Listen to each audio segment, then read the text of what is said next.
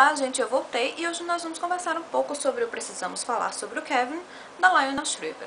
É o seguinte, eu tenho que admitir que essa foi uma leitura que me deixou um pouco atormentada.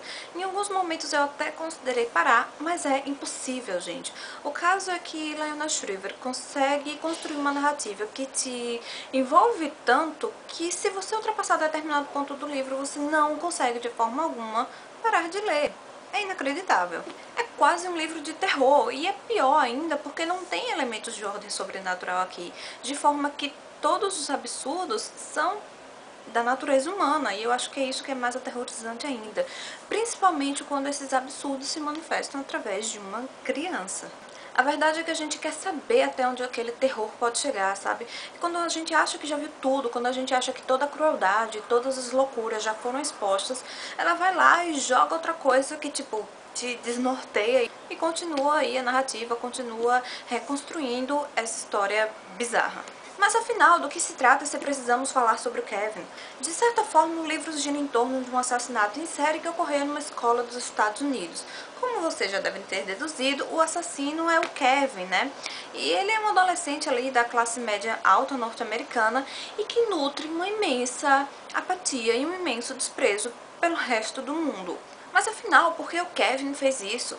Na verdade, essa é uma pergunta que a Eva Khatchadurian, mãe do menino, vai tentar responder ao longo de uma reconstituição minuciosa de praticamente toda a vida dela, principalmente desde o momento que ela resolve ter um filho até o dia em que a tragédia realmente se desenrola, né? A gente tem a impressão de que tudo já começa errado. Eva é aquela mulher bem-sucedida que tem o dinheiro dela, passa boa parte do ano viajando porque ela inventou um guia de viagem super famoso, super hype. Só que ela sente a necessidade de virar uma página. Ela passou a boa parte da vida dela esperando um tal do chamado que supostamente todas as mulheres recebem e de repente se descobrem querendo ser mães. Bem, o chamado não chegou para Eva, mas mesmo assim ela resolve ter um filho e as complicações não poderiam ter sido maiores. Tudo relacionado à maternidade se tornou sinônimo de agonia na vida de Eva. Durante a gravidez, ela não se sentia mais dona do próprio corpo e ela já percebeu que aquele bebê acabaria atrapalhando de certa forma a relação entre ela e o marido.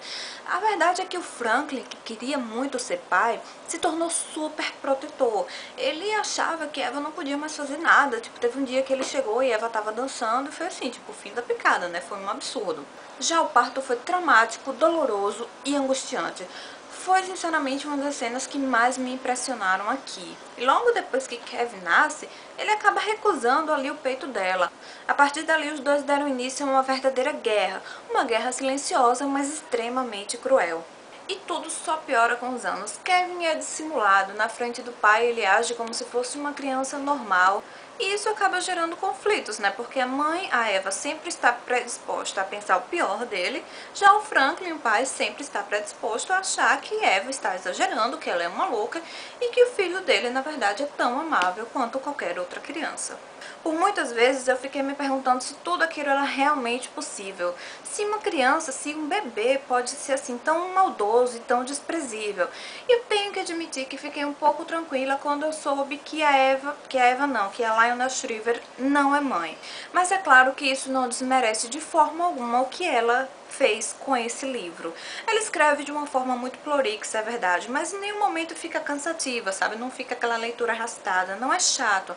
Na verdade, ela consegue manter a narrativa num bom ritmo. E ela, através da Eva, não nos poupa de um só detalhe. Sabe aquele momento da nossa vida em que a gente se dá conta de que nada além da verdade importa? Então, é mais ou menos assim que a Eva está se sentindo. A gente acaba percebendo que, em teoria, ela fez tudo o que uma mãe deve fazer. Ela tentava brincar com Kevin, ela alimentava, ela dava educação, dava toda a estrutura que ele precisava, mas por muitas vezes ela também se mostrou como uma mulher extremamente cruel. Às vezes você ficava sem saber quem era pior, se era a Eva ou se era o Kevin.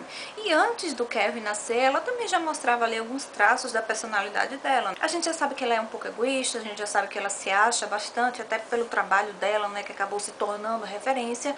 Uma coisa que eu ainda não comentei, mas a Liona Shriver, mais uma vez através da Eva, também tece fortes críticas a como os Estados Unidos funcionam. Mas certamente, para alguns norte-americanos, essa aqui deve ter sido uma leitura um pouco incômoda. Considerações finais. Eu tive a impressão de que o Precisamos Falar sobre o Kevin às vezes esbarrava ali no sensacionalismo. Ele mostra tudo, como eu disse, ele não nos poupa de nada. É um pouco até diferente do filme, que sabe quando a câmera mostra sem mostrar? Isso não acontece de forma alguma aqui. Tudo que ela tem que dizer, ela diz, não importa se vai causar desconforto, não importa se é doloroso, ela realmente não poupa um só detalhe. Eu acho que o ponto alto desse livro é como a Lionel Shriver resolveu narrar esse episódio. Um episódio tão frequente, por assim dizer, lá nos Estados Unidos, né? Ela não construiu a história de acordo com a perspectiva do assassino, ela não abordou as vítimas direta, nem como a família dele se rearranjou.